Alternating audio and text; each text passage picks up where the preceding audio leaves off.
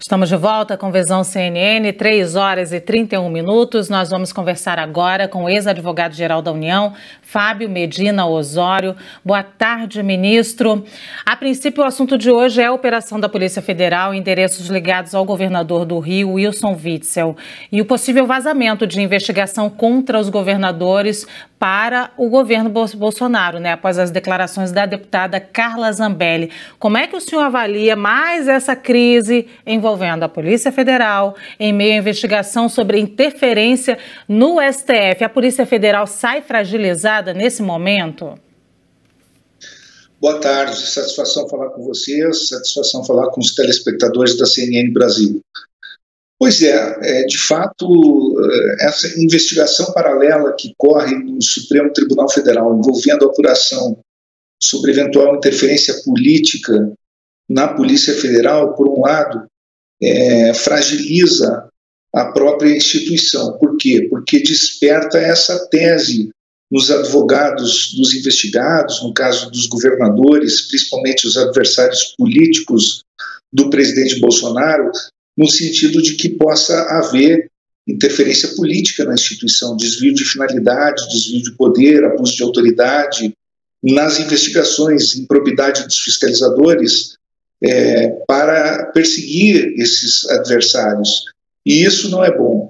Isso acaba suscitando muita desconfiança da sociedade e fragilizando uma instituição que é um dos pilares do Estado democrático de direito, cuja autonomia deve ser fortalecida pela Constituição de 88 e pelos governantes. Ministro, eu gostaria de repercutir com o senhor algumas falas do governador Wilson Witzel, que ele fez uma coletiva de imprensa para se defender das acusações e também dessa investigação de desvio de recursos da área da saúde. Ele disse que é vítima de perseguição política, fizeram acusações levianas para ele de narrativas fantasiosas e também de investigações precipitadas. Gostaria de uma avaliação do senhor dessa guerra de narrativas que estamos tendo e se realmente o senhor acredita que há assim uma perseguição de ambos os lados. De fato, caberá à defesa do governador Wilson Witzel, ao seu advogado, apurar todos os elementos constantes dos autos da investigação para verificar se há uma fragilidade nessa investigação, se há falta de indícios, se há abuso de poder, desvio de finalidade, se houve vazamento prévio dessa investigação, se é necessário apurar esse vazamento, se é necessário apurar desvio de finalidade nessa investigação, abuso de poder da autoridade investigadora, se houve erro, equívoco do ministro ao expedir mandado de busca e apreensão. Mas, por outro lado, nós temos que também reconhecer que uma investigação por si só, ela se baseia em leves indícios, e até mesmo pessoas dos próprios tribunais superiores, como é o caso do ministro que expediu os mandados de busca e apreensão, já foram alvos de investigação. Então, é normal que qualquer autoridade, inclusive do Poder Executivo, ou do Poder Judiciário, ou de qualquer outro tribunal superior, possa ser alvo de investigação sem que a pessoa seja considerada culpada. Porque para o desencadeamento de uma investigação, bastam leves indícios. Isso é diferente do que será necessário posteriormente para que a pessoa seja considerada culpada, diante do princípio da presunção de inocência. Inclusive, hoje se diz que qualquer gestor público normalmente sai do serviço público, sai do setor público, sempre com alguma investigação em curso. É natural que haja investigações. O presidente da República tem contra si investigações, senadores, deputados têm contra si investigações, governadores têm investigações contra si. Não significa que essas pessoas sejam culpadas. Os elementos que autorizam o encadeamento de uma investigação são elementos puramente indiciários, são leves indícios. Não significa que essas pessoas sejam passíveis de responsabilização. Ocorre que há uma certa espetacularização hoje no Brasil das investigações, e aparentemente as pessoas se sentem culpadas diante das próprias investigações, quando é um ônus do cidadão, do homem, sofreu uma investigação, respondeu uma investigação, e a instituição trabalha em cima da investigação, faz parte do jogo político e do jogo democrático que a Polícia Federal investigue, apure, realize o seu trabalho e o homem público suporte essas investigações. Ministro, boa tarde, é o Yuri Pita aqui de São Paulo, obrigado mais uma vez por estar conosco. Eu vou mudar um pouquinho de assunto, relembrando justamente na sexta-feira o senhor esteve aqui no Visão CNN, quando havia expectativa sobre a decisão do ministro do Supremo, Celso de Mello, relativa ao vídeo da reunião ministerial de 22 de abril, que finalmente na tarde daquela sexta foi revelado praticamente na íntegra, só com alguns trechos colocados sob sigilo por tratar de outros países, de relações diplomáticas. Eu queria que o senhor fizesse uma breve avaliação dessa divulgação, da decisão que foi tomada e o que o senhor achou em relação ao vídeo, ao conteúdo do vídeo propriamente dito. Olha, em relação ao vídeo, eu entendo que acertou o ministro Celso de Mello, primeiramente, ao não divulgar aquelas partes do vídeo do tocante ao que poderia gerar uma crise diplomática do país com outros países estrangeiros. E acho que divulgou excessivamente também trechos que não diziam respeito à investigação propriamente dita, que afetaram, inclusive, direitos de terceiros. Essa é uma opinião própria, porque, na verdade, como eu havia adiantado aqui, deveria ter sido divulgado no vídeo apenas os elementos imprescindíveis à investigação propriamente dita.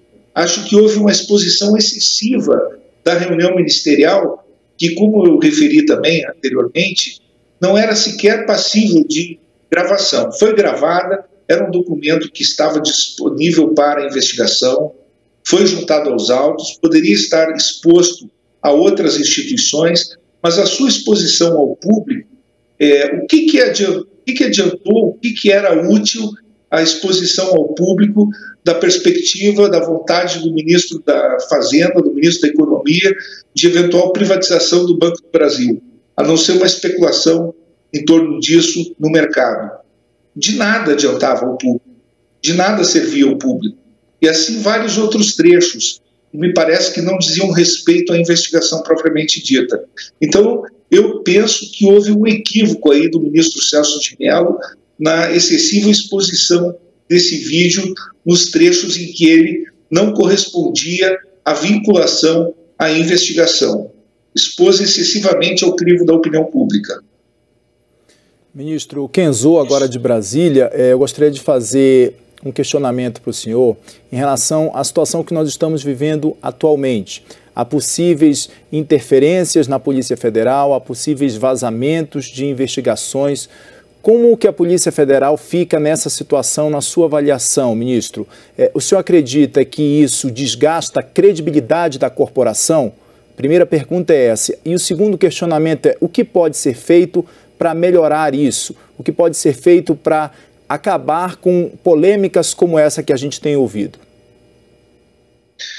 Eu acho fundamental nós pensarmos no fortalecimento da autonomia da Polícia Federal. Há já projetos prevendo uma lista tríplice para a escolha do diretor-geral da Polícia Federal. Eu penso que é muito salutar esse tipo de projeto. A Polícia Federal é uma instituição de Estado, não deve ser mais considerada uma instituição de governo. A Polícia Federal deveria evoluir assim como a Procuradoria-Geral da República, uma instituição que é mais de Estado do que de governo. Mesma situação o Ministério Público. Nós devemos limitar cada vez mais o poder discricionário dos governantes sobre a escolha de determinados nomes de determinadas instituições. Isso ocorre com o Ministério Público Federal, Ministério Público da União, isso também deveria ocorrer com a Polícia Federal, para fortalecer a autonomia dessas instituições.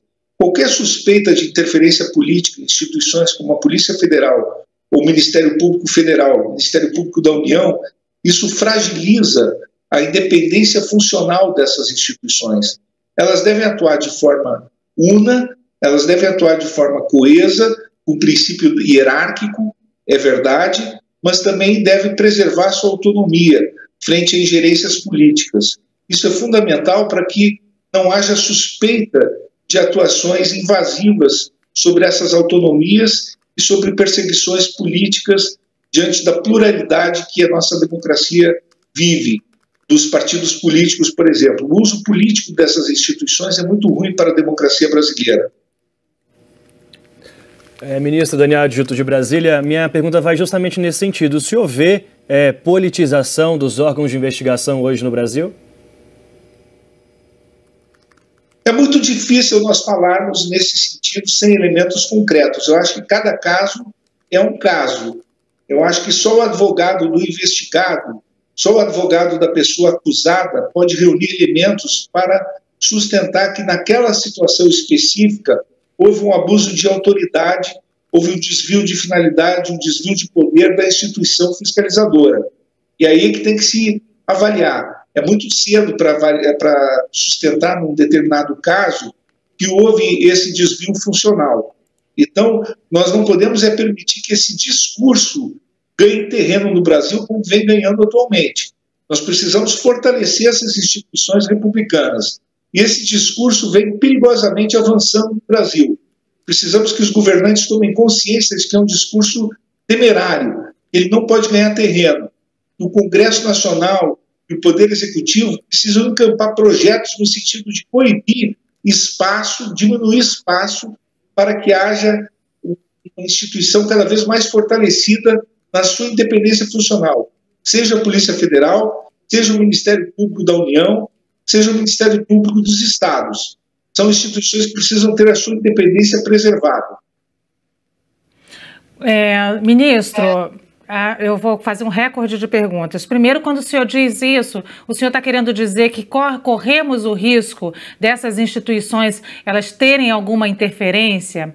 Em relação ao vídeo, o senhor disse que foi um equívoco do ministro Celso de Mello divulgar na íntegra, mas o próprio mercado, ele reagiu muito bem ao vídeo. Acho que, de forma geral, a população também ficou satisfeita no sentido de isso e acabou, encerrou-se a história, ninguém vai ficar pensando do que havia ou do que não havia. E dentro do vídeo tem uma fala que está repercutindo, acabou de repercutir também com o presidente da Câmara, Rodrigo Maia, que é a questão do armamento da população. Ontem também o ministro Barroso fez uma citação a isso também, indireto, os dois indiretamente. Queria que o senhor falasse também o que o senhor acha disso. O mercado, pós-mercado, digamos assim, logo houve a divulgação do vídeo, reagiu bem ao vídeo, mas o que eu estou falando é do precedente que ele abre para o Estado Democrático de Direito em termos de decisão e como é o paradigma que se fixou nesse caso para outras situações análogas. Então, nesse sentido, é o entendimento que eu fixo aqui, porque nós temos que nos preocupar com os precedentes que ficam abertos para outros casos semelhantes. Perfeito. Gostaria então de agradecer a participação do ex-advogado-geral da União, o Dr. Fábio Medina Osório. Muito obrigado pelos esclarecimentos. Mais uma vez aqui no Visão CNN, sempre é bem-vindo por aqui. Obrigado. Muito obrigado, fico sempre à disposição. E a Polícia Federal trocou os superintendentes regionais da corporação em Goiás e outros 5 estados.